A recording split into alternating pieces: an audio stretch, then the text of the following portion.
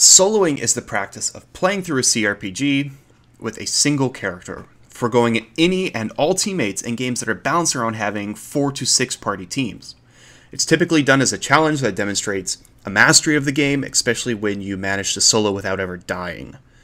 A successful solo, no reload, no death run on the highest difficulty of a game is a badge of honor among CRPG optimizers. In Baldur's Gate 3 Early Access, soloing has been popularized by the YouTuber Sin-T, who's posted a solo run, as far as I know, with every class in the game so far.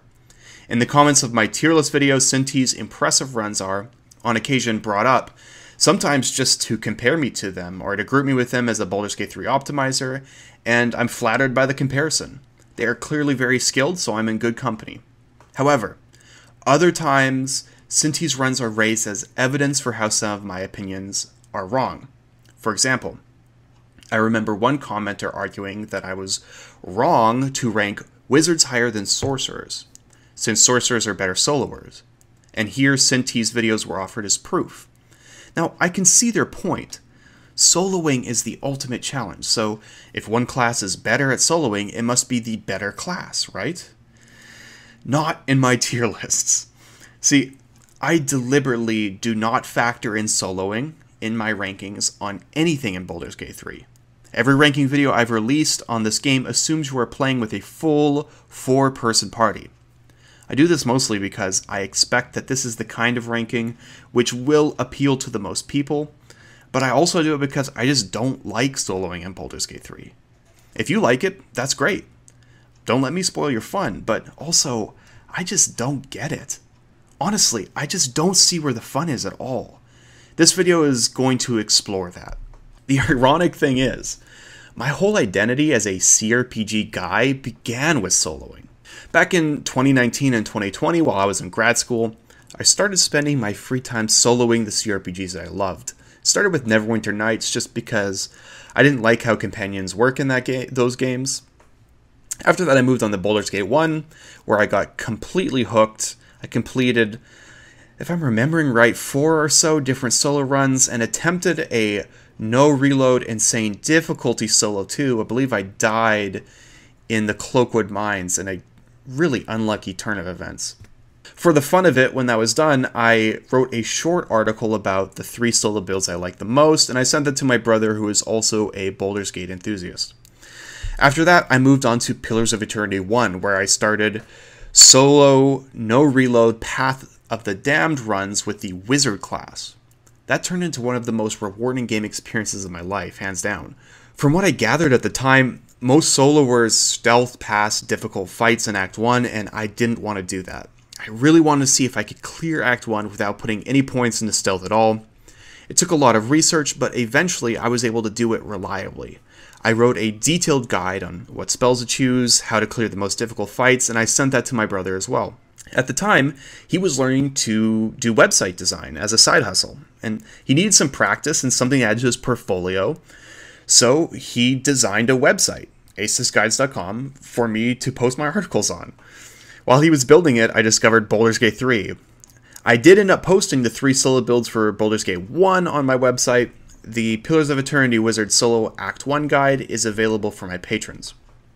So, all of this is to say that it's not that I don't like soloing. I love it. I just don't like soloing in Baldur's Gate 3. BG3, unlike a lot of other CRPGs, just isn't suited to it in my opinion, and that's because of 2 main factors. First, Baldur's Gate 3 is a high synergy system, and 2, Baldur's Gate 3 is turn-based. I'll explain one at a time. First, Baldur's Gate 3 is a high synergy system. By high synergy system, I mean that BG3 is a game where different classes synergize with each other really well, making both better. You can think of it as a multiplicative stacking of classes instead of merely additive stacking. For example, a solo fighter does a lot of damage with Great Weapon Master and can shove enemies reliably. A solo wizard can dish out heaps of AoE damage and crowd control with Sleep and Cloud of Daggers. Group them together, and they can still do those things. But now, Sleep can guarantee a crit for the fighter and proc a second attack. And the fighter can reliably shove enemies into Cloud of Daggers now, guaranteeing another 2 procs of damage. Adding the extra unit is more than just adding +1 unit. It's also improving the value of both units by a lot. You can think of it as 1 + 1 equaling 3. And this is just one example. Wizards and Clerics also synergize extremely well. Mistress Blessing plus Create Water turns a run-of-the-mill Chromatic Orb into a Disco Ball of Death. Inflict Wounds might as well be called Dream Eater because it's not really unlocked until your target is asleep. You get the idea.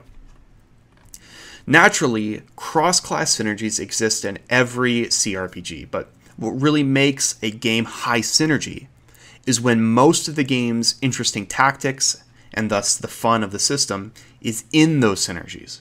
Baldur's Gate 3 is absolutely like this.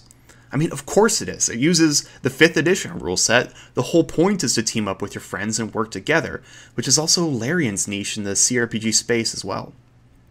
It means soloing results in missing out on all those fun combos. Now, I already know what you're thinking. In a high synergy game like Baldur's Gate 3, soloing will necessarily be more challenging, right? And isn't that the whole point of soloing?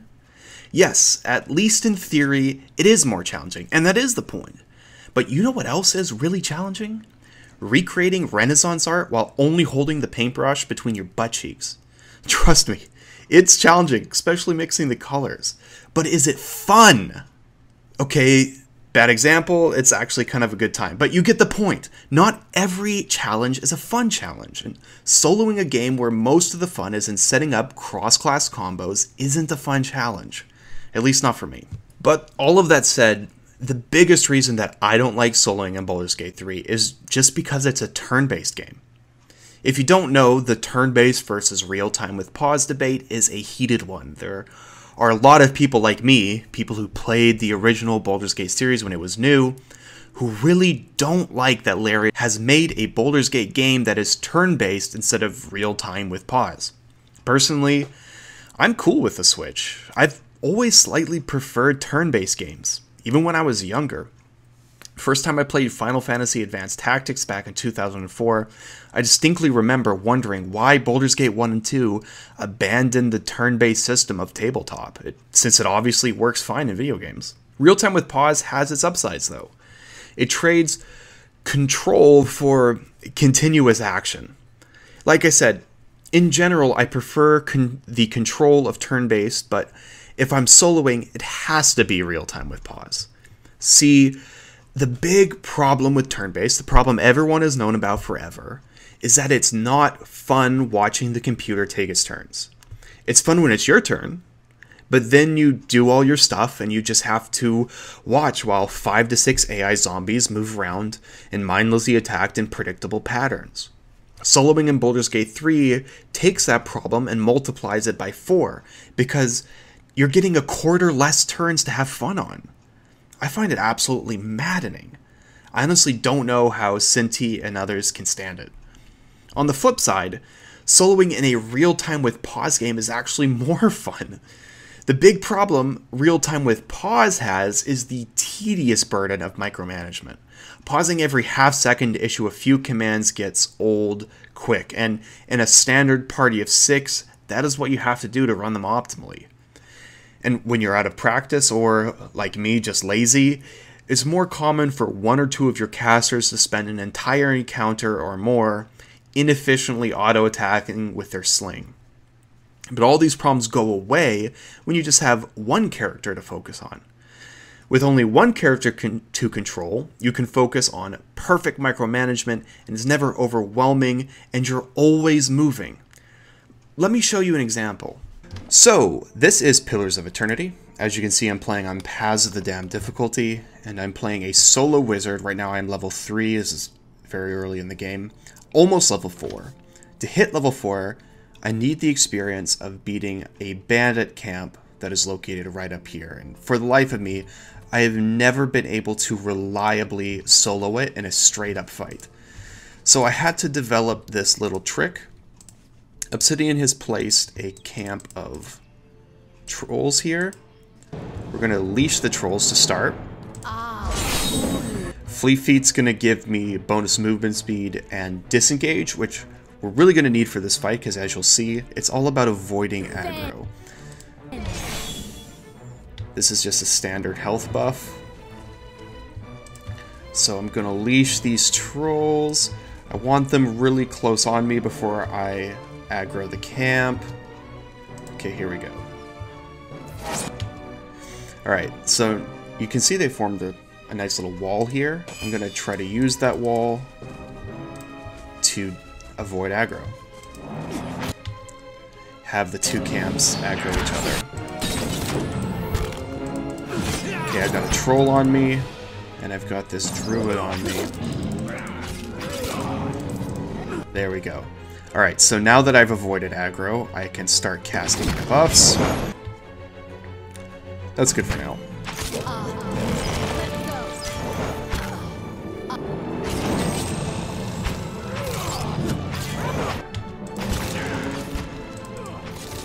Alright, next up, there are some archers around here.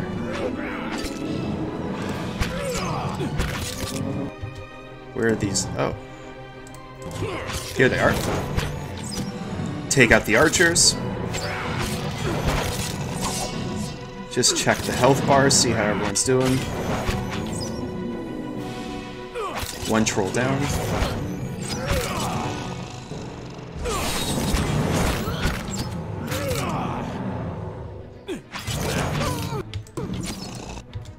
Alright, so I got 3 bandits left and 3 trolls. And then basically what you want to do is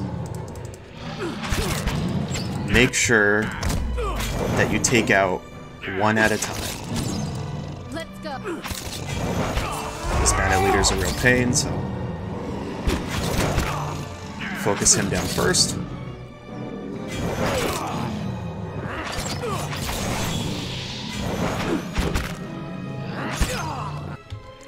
Bandit leader is down.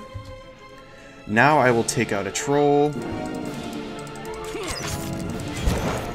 I guess I'll take out this one.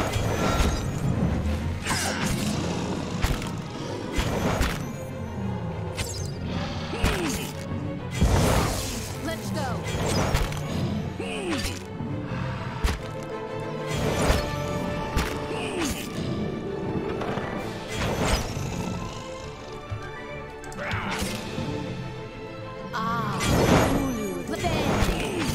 So hopefully you can see here that there is pretty constant action. Something is always happening. And while I don't necessarily need to be giving a command all the time, there is a consistent, steady flow of information. Let's go. Okay, we're down to 1 bandit and 1 troll. So the staff I'm using is Council Hod's Parasitic Staff. Believe it or not, it actually gets bonuses to accuracy. Let's go. Which is crazy because I'm barely hitting anything, and that's wizards at early levels in Pillars of Eternity.